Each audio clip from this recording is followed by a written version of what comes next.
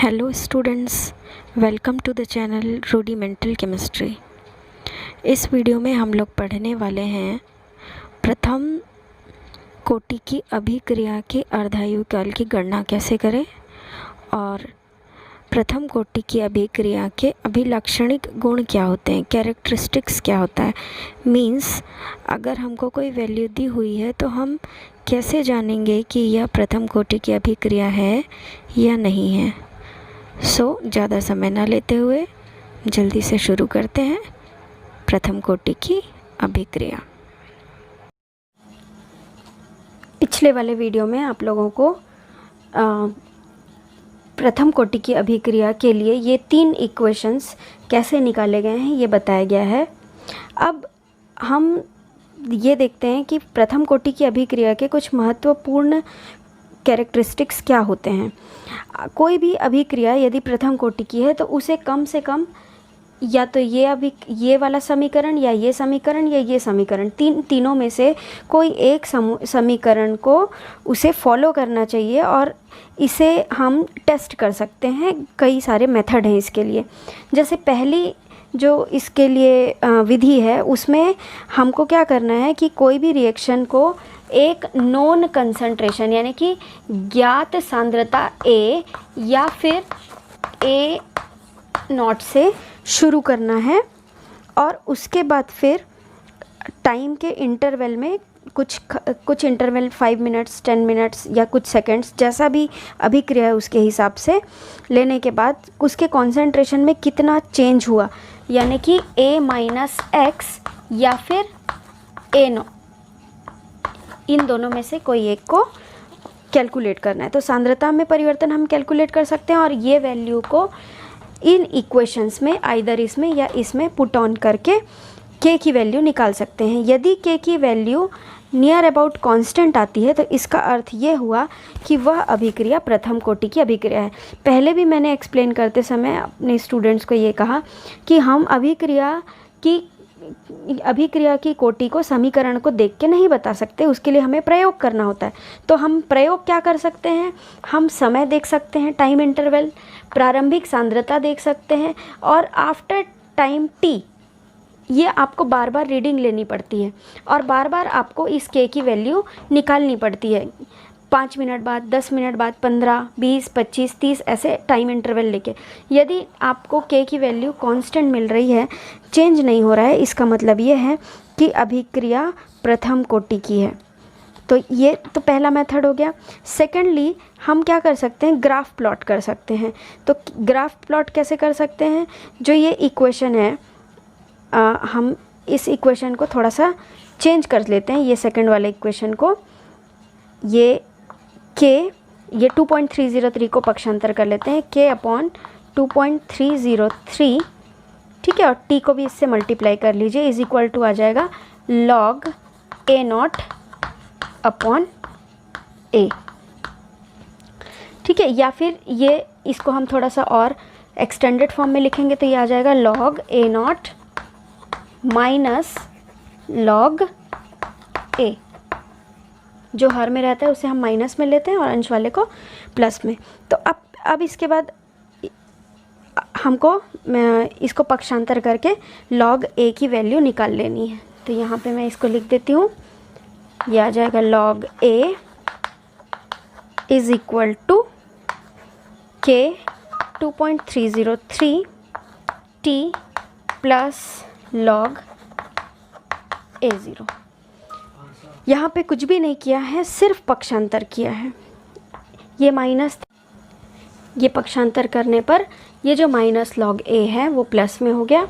k वाले को जब आप इस साइड पे लेके गए तो ये आ जाएगा माइनस, तो यहाँ पे मैंने माइनस का साइन लगा दिया, तो ये आ गया माइनस k 2.303 इंटू t, ये t इसी के साथ है, प्लस log A0, ठीक। अब यहाँ पे जब हम ग्राफ खींचेंगे तो ये इस वाले इक्वेशन को फुलफिल करना चाहिए। कौन सा इक्वेशन, जो स्ट्रेट लाइन का इक्वेशन आता है, that is y is equal to mx plus c। इससे आप कंपेयर करिए तो log a क्या हो गया, y, ठीक, m कौन हो गया, ये k/2.303, x जो है वो आपका t हो गया और ये वाला जो है वो आपका c है। तो आप जब इससे कंपेयर करते हैं तो जब ग्राफ खींचा जाता है तो y एक्सिस पे हम लेते हैं log a को, ये ग्राफ खींचा गया, इसमें लिया log a, और x एक्सिस पे लेते हैं हम t को, ये x है तो ये x की जगह पे क्या लिया t। ठीक, तो ये अब हमको क्या मिलना चाहिए, ये माइनस है तो ग्राफ ऐसा मिलेगा, और इसके लिए जो स्लोप रहेगा वो आएगा k 2.303, ये आएगा। ठीक है, और ये तो कांस्टेंट ही रहने वाला है, इसलिए कांस्टेंट क्योंकि प्रारंभिक सांद्रता तो बदलेगी नहीं ना, जो सबसे शुरुआत में आपने लिया था वो वही था। तो अगर प्रथम कोटि की अभिक्रिया है तो वो इन कंडीशंस को फुलफ़िल करेगी और आपको इस तरह का ग्राफ मिलेगा। यहाँ से अगर आपको ये कॉन्सेप्ट क्लियर है तो ये कॉम्पिटिटिव एग्ज़ाम में ये आपके काम आता है। ये इक्वेशन दिया रहता है और फिर ग्राफ दिया रहता है, तो आपको सही ऑप्शन सेलेक्ट करना होता है इस तरीके से। और इसी को एक दूसरे फॉर्म में भी लिखा जाता है, वो भी मैं आप लोगों को बता देती हूँ। अभी जो हमने इक्वेशन लिया, आप इस वीडियो को फॉरवर्ड करके इक्वेशंस को दोबारा देख सकते हैं। अगर हम log a upon a0 upon a इसको y एक्सिस पे लें और यहाँ पे टाइम के बीच में ग्राफ खींचें, तो आपको ये जो एक और इक्वेशन मिला था हमें, कौन सा वाला इक्वेशन मिला था वो इक्वेशन मैं यहाँ पे लिख देती हूँ ताकि आप लोगों को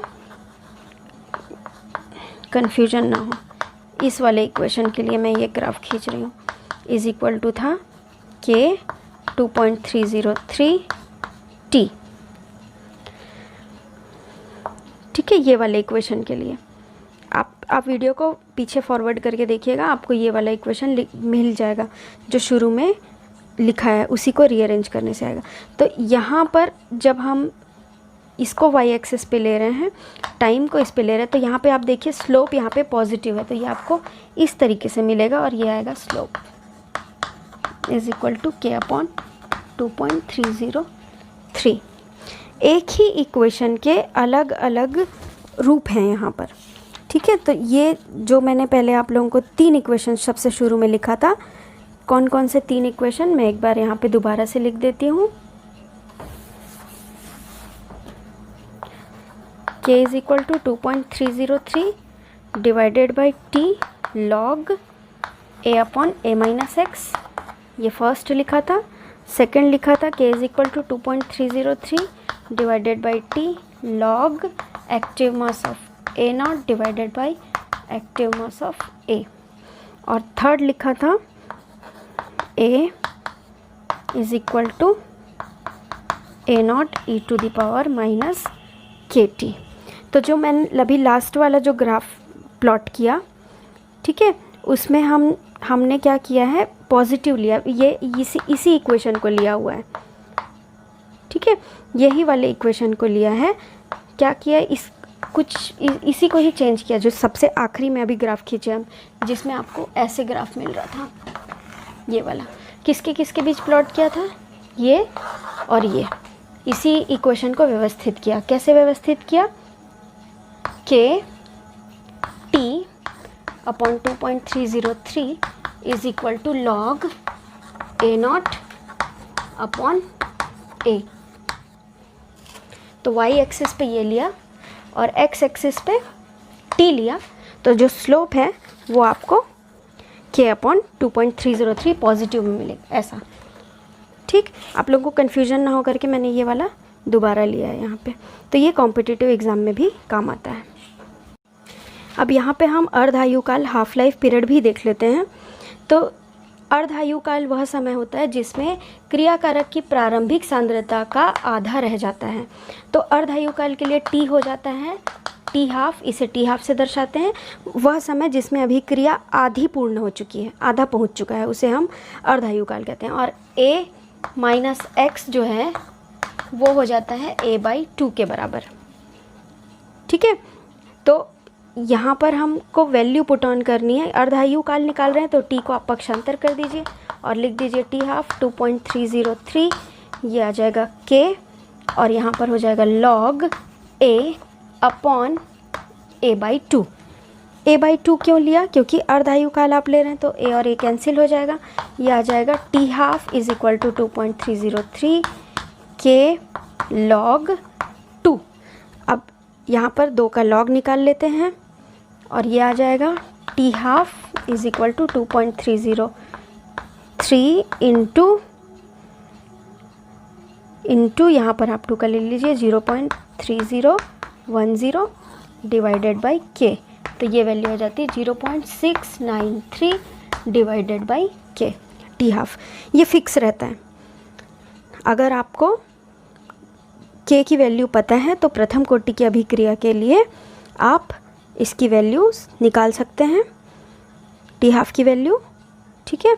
और इसका जो मात्रक होता है वो प्रति सेकंड, प्रति मिनट या प्रति घंटा होता है। तो ये प्रथम कोटि की अभिक्रिया के लिए सारी चीज़ें यहाँ पे कंप्लीट होती है। Thank you, keep watching, stay with us, have a nice day.